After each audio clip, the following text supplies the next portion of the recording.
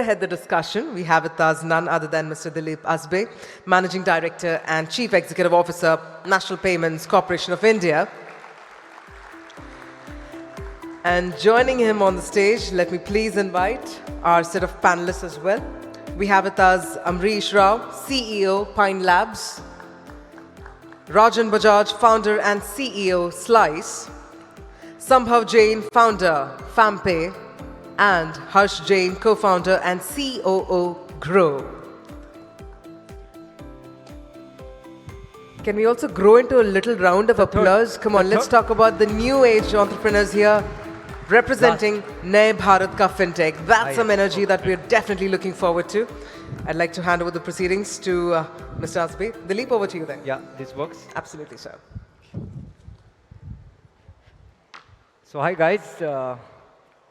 Post-lunch sessions are always difficult, but I hope you all are awake.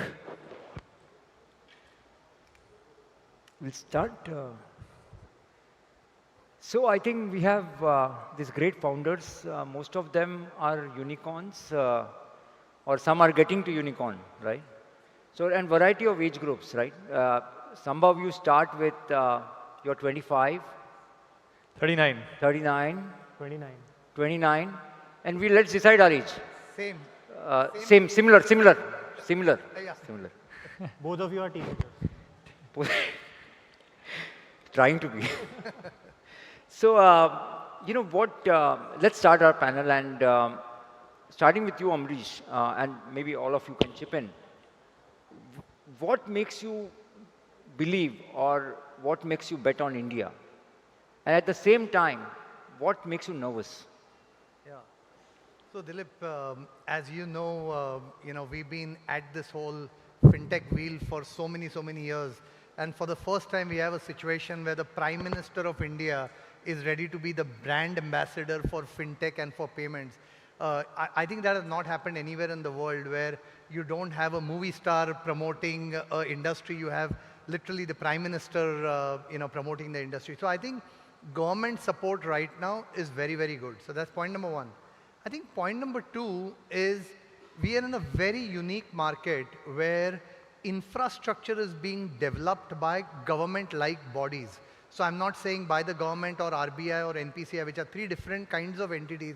I'm saying government-like bodies. Anywhere else in the world, if you're a fintech, you actually have to go and build pipes into banks, into merchants, into the entire ecosystem, and then build applications over and above that. Here, for example, if you're a fintech entrepreneur, you have UPI readily available. So you don't have to go and build the pipe or repeat the pipe. The same hopefully will happen with ONDC. It's happening in health and health-related activities. I think that's a very interesting model of public-private partnership. We've heard of public-private partnership when it comes to roads. But today I'm saying in fintech, it's the best example of public-private partnership, and it's doing extremely well. So that's all. The plus. Yeah, that's a plus. The plus. Just one other plus is, as entrepreneurs, you want to create something of high impact. You want to see the infrastructure of the company growing, country going. You want to bring investments into the country. We think we are playing a small role, and that keeps us motivated every day. So that's the positives. The negatives, and I've said this many times, that if the government does not know your industry, you should feel bad. But if the government knows your industry, you should be downright scared. And I think what is now a scenario is, I think we are in a time where the government is taking a lot of interest into the fintech space.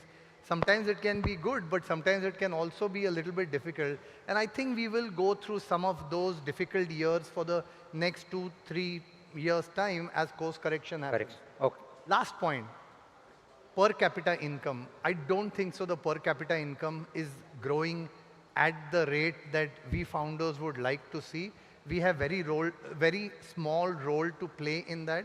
But I wish the per capita income continues to rise a little bit faster than where it is. Agree. Rajan? Dilip, the phone that we are using in our pocket, or the internet that became super low cost in India, or we are able to order food very quickly now to our homes when we want. these are products being built in India in the last 5 years, 10 years, and they are accessible to us suddenly. And the force behind this is the entrepreneurs and the teams working to make that happen. So what I'm really excited about is the large number of people who are working on startups, who are entrepreneurs, who are working in their teams, and the large number of people who want to work in startups and who want to start their companies. I really believe in the entrepreneurs of this country, and I'm very excited about where the country is going because of that, because we are second to none in the number of people who are working on these products. Yeah. I'm not nervous about anything at all.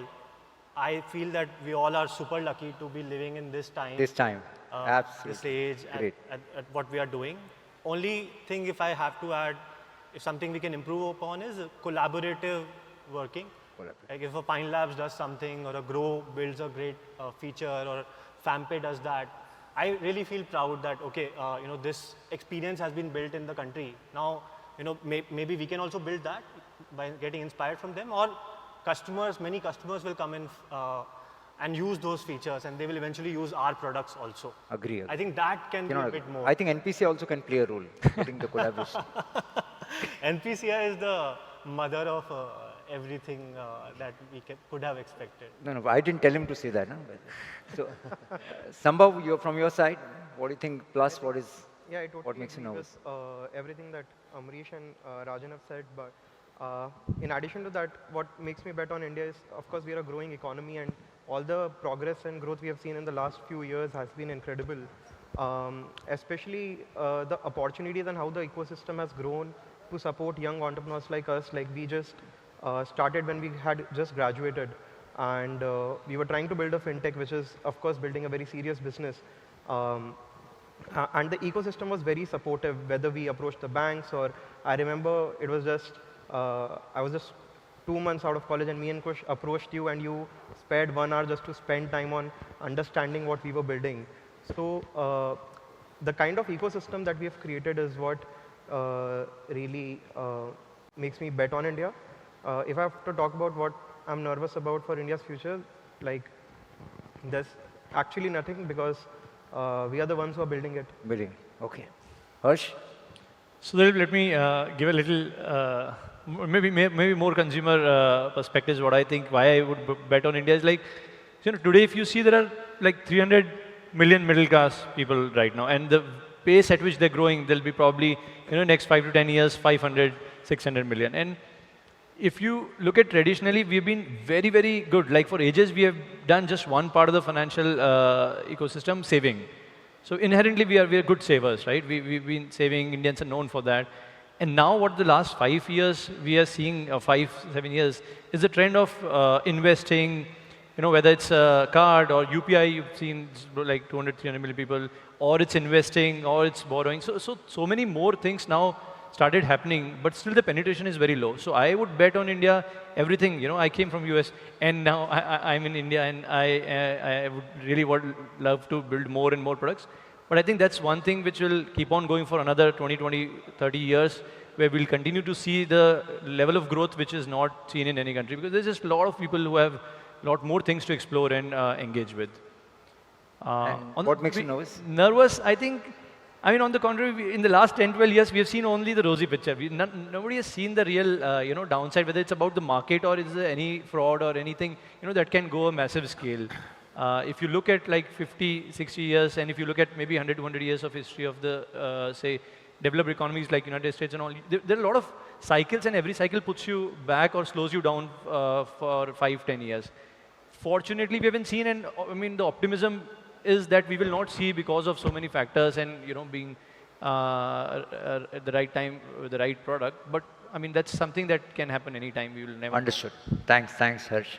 So Amrish, while this now global slowdown is hitting us, recessions are hitting us. I don't know what the Fed is going to again hike.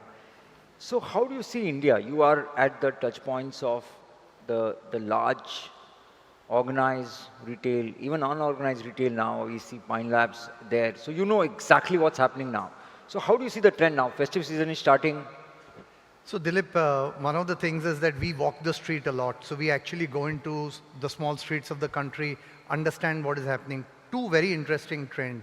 One, the shopkeeper that we used to go and meet up, that shopkeeper actually retired, and now his son or daughter has taken over the shop. Now that person is telling us, I don't want to leave this shop in the way my father gave it to me. I want to change it before I give it to my next generation. So there is the new age entrepreneur who wants to bring digitization into the store. And that entrepreneur realizes that if they don't bring digitization, Amazon is going to eat them away, or their customers will go to large format store. So digitization is a very big story for that merchant today. So that is one thing which is happening, which is clear. The second thing which is very interesting is the Indian consumer is also ready to make small ticket purchases thanks to UPI using digital means. I'll give you one example. We have a fund, and through our fund we've invested into this one tiny company. And what that company does is this lady gives out classes every day at 4 o'clock in the evening, and she charges 11 rupees for those classes. Just some years back, that business model wouldn't have even existed. Yeah. Now what they do is they say, come on UPI, pay us 11 rupees, you have instant access to those classes. And now we have Lite also to pay. Sorry? We have UPI Lite. Exactly, right? So what we are getting to see is new business models are being created, and consumer awareness is at a completely another level. So this wave that we are getting to see is a wave which is going to last for a long period of time. Great, great. Rajan, yesterday also Honorable Governor spoke about that, the digital lending guidelines have been issued. Now, how do you see yourself in this whole lending journey? We have been taught, people who are coming from the banks, financial services, that whatever has not been approved by or written by the regulator is not approved, right? So how the fintech like yours or the ecosystem is going to deal with those gray areas, or how do you see the ecosystem adapting back to the digital lending guidelines? Or you have more expectations out of that? The way to deal with anything that you're not aware about is always communication. So RBI has come up with the digital lending guidelines after 2.5 years of work on this. And it's a 10-page report. It's just a 10-page report. So if you read that report, it makes the principles super clear. Super clear. And they try to not leave any room for black or gray. But if you still have any questions on the principle, as a regulated entity, you can always reach out to RBI and ask those questions.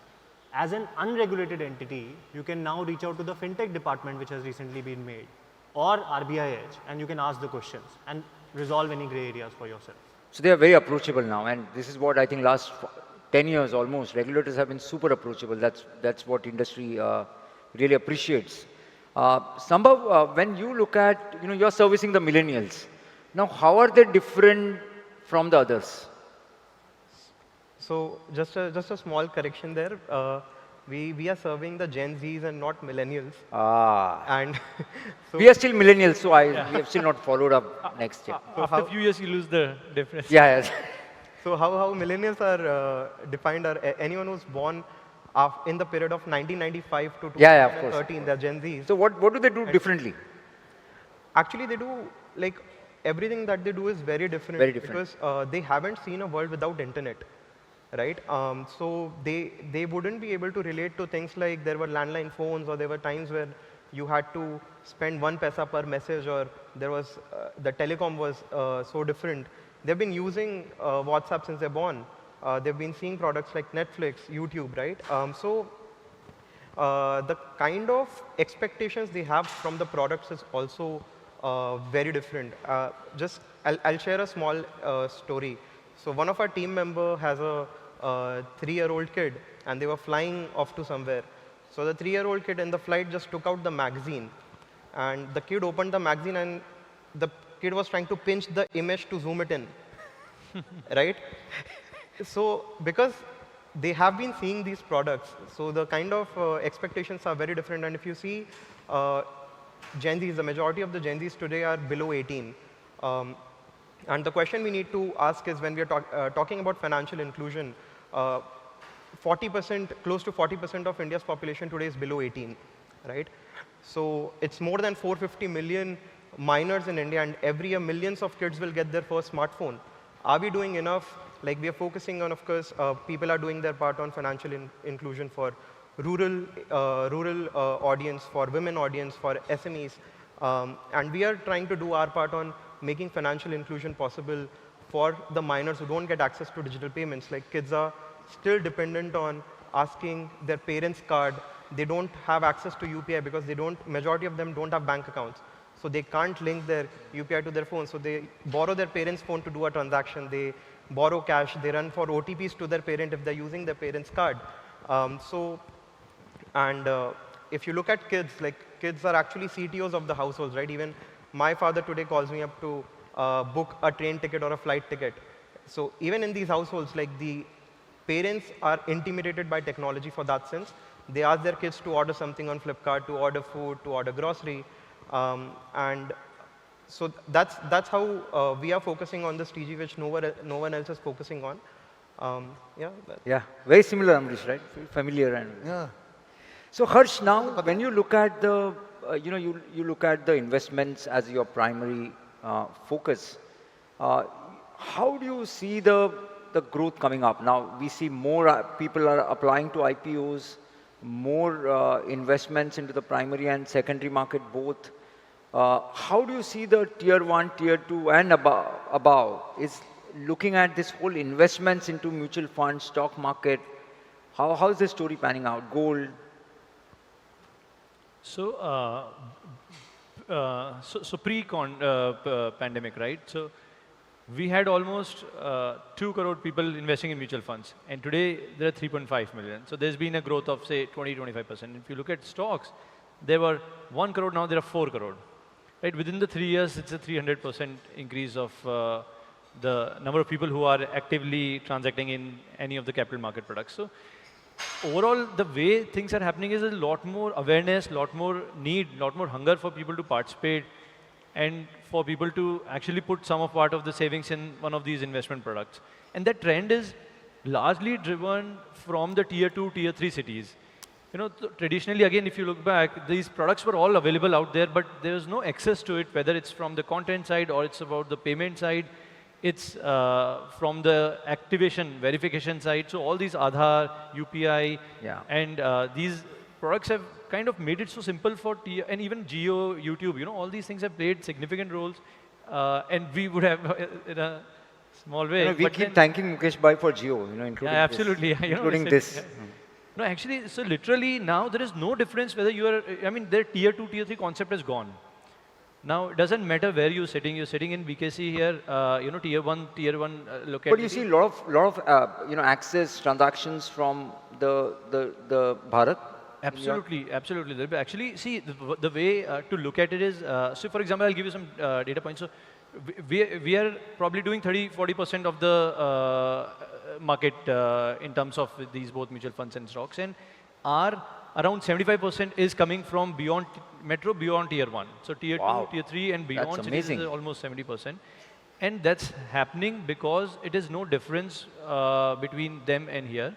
And the interesting part is, like, if you pick a small village, right, there will be probably 20,000 people, but out of them, 1,000 are the ones who are as, like, financially, or, they have money, they have the same needs, same aspirations as a metro. Probably there'll be more. But if you pick such 1 lakh villages, you are already talking about 10 crore people, right? So there's a significant number of people sitting out there who wanted to be connected, and now they are connected, and the penetration will keep on going because it's a word of mouth, because people invest when they look at people around, and then they learn from them, they find the venues, and then they keep on doing. Small part, of course, the ticket size is very different from a person who's been doing it for 10 years versus somebody who just got into it for last 1 year. But there's a significant penetration that's happening. And fantastic. So I think we should open up for the audience question. But let me ask one quick question to all 4 of you. Different question. So Harsh, what do you think if you have resources to invest on mutual fund investments versus the secondary market or primary market investment securities, what do you think you'll bet on? What do you think will grow faster? No, so there's a very different. Yeah, one answer. I mean, for me personally, mutual funds. Mutual funds. Yeah, yeah. Okay. So Sambhav, when you look at millennials and you spoke about payments, would you do lending? Yes or no? Once a kid, of course, grows above 18, we would not want the user to stop using the So platform. you'll do lending. So not immediately 18, but in the future, Do the we would definitely. Okay, Rajan, UPI or cards? I'm all for it. Please have No, no, it delivered. UPI or cards.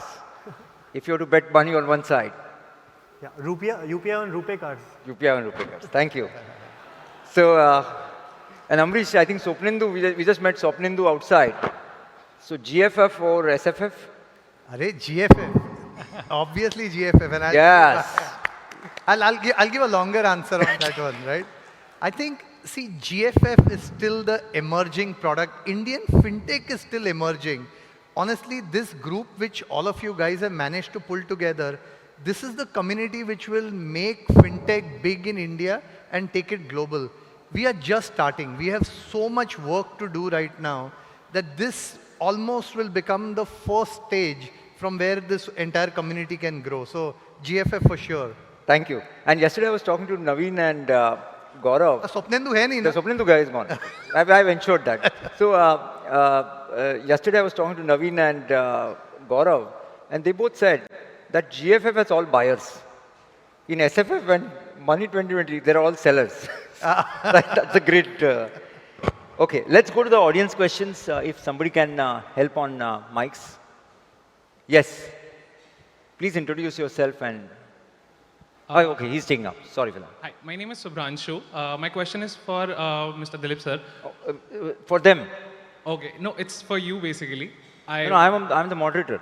I understand, but I have a question for you basically. Okay. That we all know that UPI has been a game changer. It has played an essential role in penetrating digital payments in India.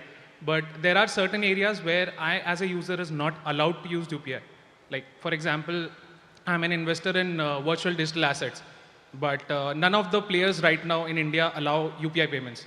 So what's your take No, on no, I think as a country we are looking at a clear regulation and guidelines, and once it is there, it will be available back. Okay? So you mean currently NPCI is not against? No, no. See, I'm saying that we are waiting for the regulation and the law, right? Once it's clear, we'll allow. Yeah. Thank you. Thank you. Yes, please.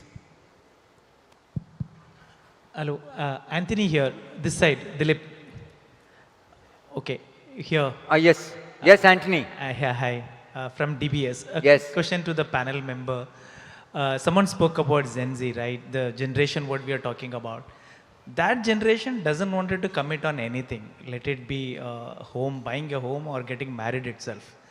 Okay, if that being the reason, how confident you are in betting on those people by lending or whatever the solutions would be? How confident you are? Very good question. Very good question. We are not from that generation. We are not. Rajan and Sambhav, can you try to deal with this? See, the legal age for lending is 18. So Gen Z are not 18, right? Gen Zs, some part of Gen Zs are 18 and above. Getting married also. 18. Yeah. So by the time they become 18, because of the trials and tribulations they go through in life, they would have Yeah. learned to do commitment. Yeah, but Rajan, I think the question Anthony is asking is the younger generation is not going to commit to it. So how risky the lending over the period you see for them? No, on a serious note, Dilip, finally why customers are paying in lending is because of their ability and their intention.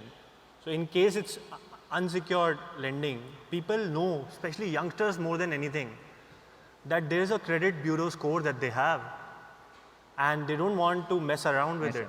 And the education on the credit bureau score today for a 19-year-old or for a 23-year-old is much more than what it was 10 years back. And if they are doing a secured borrowing, then they know that their home is on the line or the car is on the line. And then also there's an intention to repay. So as long as the lender, as the lender is able to identify the ability of the customer properly and intentions through the data that they assess on the customer, people will pay. In fact, they will pay much better this generation than the previous generation because of better awareness. I think the And other I think, piece- Amrish, we spoke about this, right? The reputation risk.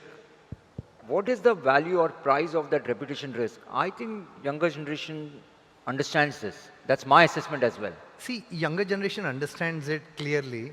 The other piece I think, Dilip, what is important to figure out is that over a period of time, the line between living on subscription and living on credit will start to blur. Yeah. What I mean by that is, today, if Netflix was to come and tell you saying, I'm giving you 5 lakh rupees Netflix capabilities for the next 10 years, and then instead of that, they're breaking it up into subscription, are they charging an interest amount because they are breaking it over monthly basis? Yeah. We don't know. I think that is what is going to happen more and more. So this new generation wants to live life on subscription. They don't want to own hard assets. And then what will happen is interest component and lending will get so merged along with it that lines will just start to blur. Perfect. Great question, Anthony, by the way. Any I would last, just- one last? I would just like to Yes, add, please. So my name is Sumit Swaroop. I work for Center for Digital Future. We do research on policy and regulation. So my question is to Rajan.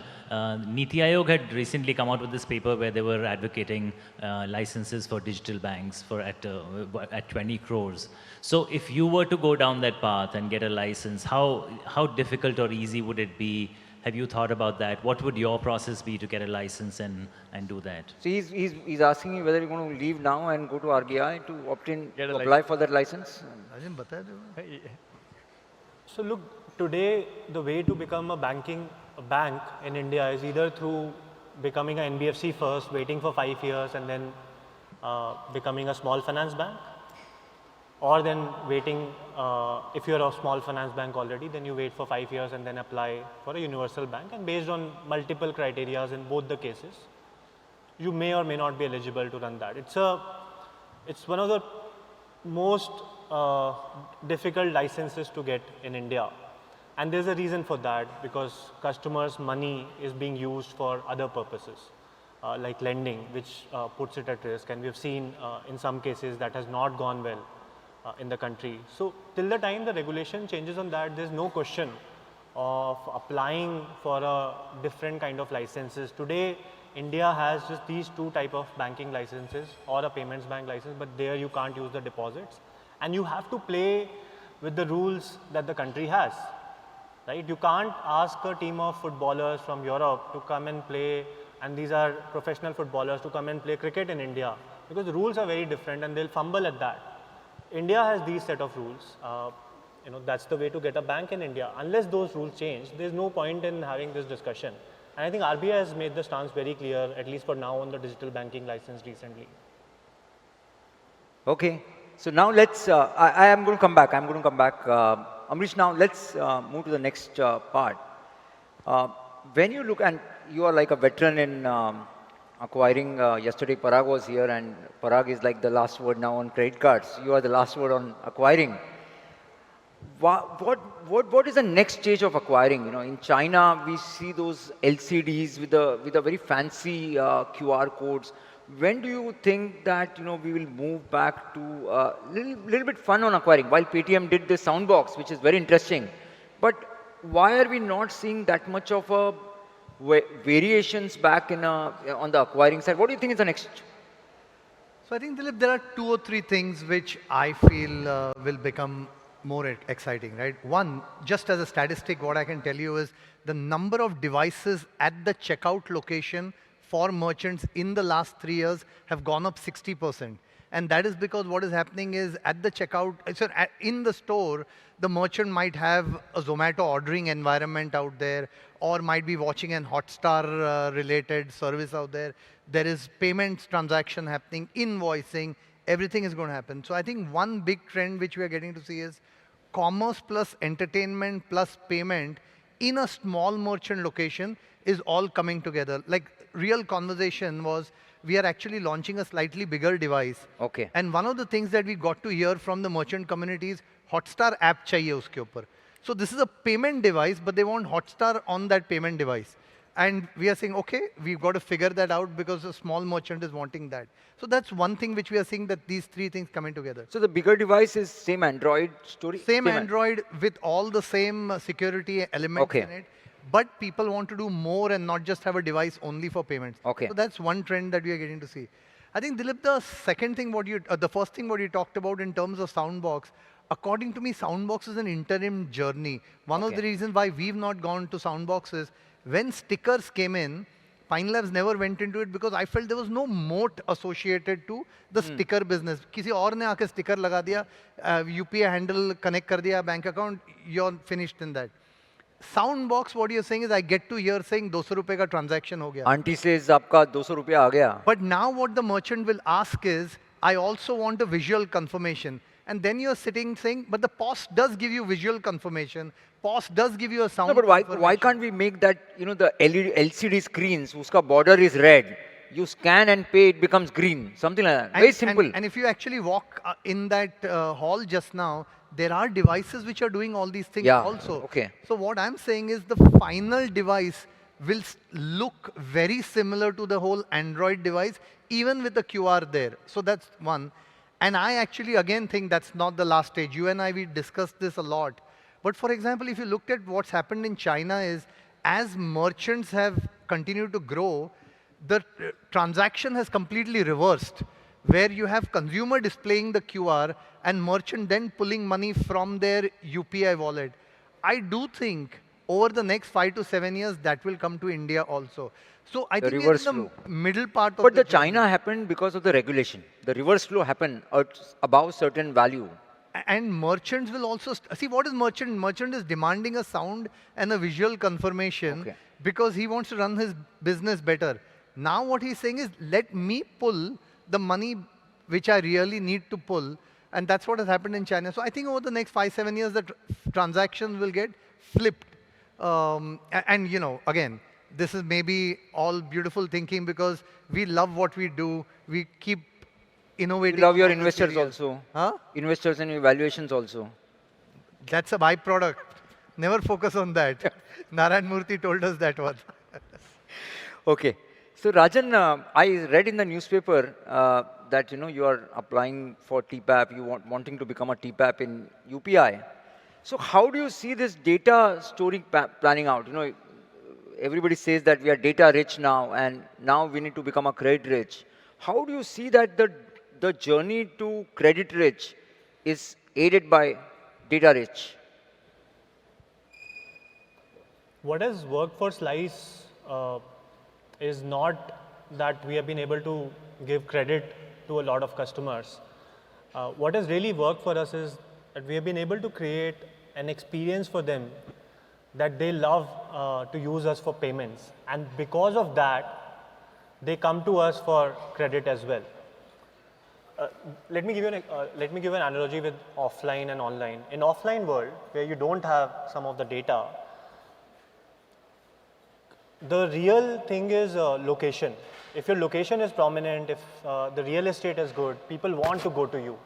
In the digital world, in the online world, the location part of offline is replaced by friction.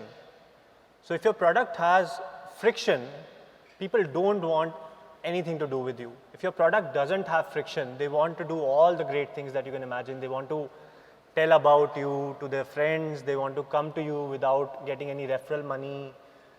And that is not changing in the digital world. In fact, it's becoming more and more. Okay. So as long as you can create a digital experience which is removing friction for the customers, and the customers especially that we serve, like a 27-year-old average customer, you have a lot of opportunity to provide credit to them because, first of all, you're reducing the customer acquisition cost, you're making it a store that they really want to visit, and everything good happens after that. But if you're not able to do that, then everything will fade away for you because the cost will be very high and it's not very easy to do digital things because the competition is too much. So you have to really crack the friction bit to crack digital and data and everything. Fantastic. So Sambhav, we spoke about risk last 2 days. I'm just saying risk, compliance, fintechs are able to catch up on that journey, right? In terms of, having the functions. So what is Fampay doing to ensure that Governor said yesterday you have to be on the right side of the regulation, right? So how are you dealing with from Fampay? So Dilip, there are a few things to risk that comes into picture. First is, of course, how operationally you're compliant and what are the things you're doing on that side. And second is also on how you're leveraging technology to reduce risks on the product as much as possible. So I remember like 2 years ago, before launching the product completely, we were just testing it out. We hadn't started with the go-to-market. We just made the app live on the Play Store. And in 2-3 days, we just started seeing a spike on the platform. Suddenly, like, it had been a couple of hours and we were seeing, okay, now 200 users have registered, 300, 400. And every hour, the number was growing crazily by 70, 80%. And for the first few hours, we were happy. Okay, we haven't even marketed. We just made the app live on the Play Store, and now we are getting all of this traction. So this needs to have great pull. After 4-5 hours, we got a hunch that, no, there's something wrong that's happening. And we had no clue. So we identified that there was some offer being ran by Amazon, and it was only applicable for first prepaid cards, first-time cards. So a lot of people figured out a way to, okay, there's this new app where you can get a prepaid card. And there were these community. That was coming to. And that was coming. So we were not losing money, but. This is like first credit card, the bank starts credit card, the first 6 months. So, rush. So game were just, like people were just gamifying, they just find loopholes on just getting the best cashback, etc. So how do you deal with it? So that was the first time we realized, even before launching the product, that was a good thing that we hadn't launched. We were like on a 48-hour, it was like an online war where we were making changes to the product. Okay, now you cannot get on the app before, like, we integrated like device mapping to your SIM card. We had, you cannot make more than 3 logins in a minute, or those kind of checks. So you're trying to solve by tech. Yes, so we have a lot of things inbuilt on the app where we have device checks, we have UPI per transaction limit, per day limit, like we're putting, we inform parents on where the kid is spending, how much they're spending, right? So there are a lot of things we do by tech that today, like the risk that we get on the platform or the frauds that we get on the platform is super low. And we also have a risk team in place where any suspicious transaction gets flagged, and that team is actively working on resolving it at the quickest. Understood. Very good. Harsh, now when you look at, we all believe that the UPI enablement in the primary market really helped in terms of getting the customers applying from the app. And you think the similar architecture on the UPI in the secondary market used, do you think it's a value add, or you think it's not required? So even today on the secondary market, like on our product, 91% of the transactions are going through UPI. Okay. The money that is coming in for the yeah, but I meant the block architecture. Yeah, so I'm coming to that. So I'm saying, so UPI is already solved and already playing a significant part to it. Now the part that it's, I mean, I am referring to what you're asking, and I think there's a debate also going on. There's a lot of discussions around whether in the secondary market also is the hold structure that used to be Asbe, and now with the IPO, now the similar thing has to happen. I think the intent is not really to simplify it for the user. The intent is more to de-risk it from certain potential bad players in the industry who can operate because they get to touch the money. I think the intent is not really about the growth or scale or about the experience. It's seen in a different way, and I think it will solve that problem probably. From execution growth, I think users are very happy already. They're using UPI. They're blessed that the transactions are going in instant. Money is right there. They can do whatever they want to do with it. So, okay. Yeah. Excellent. Excellent. So we have just 1 minute left. We'll just take that one last question. Yeah.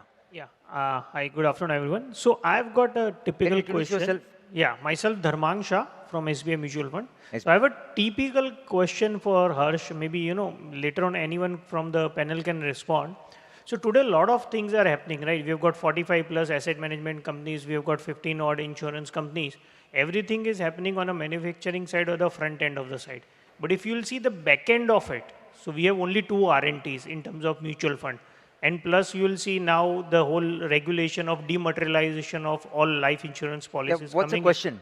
So the idea is, are any one of you thinking of a tech-enabled R&D or a solution which can seamlessly integrate all the financial products in one loop? So he's suggesting a business case to become an aggregator. Yeah. You're up for it?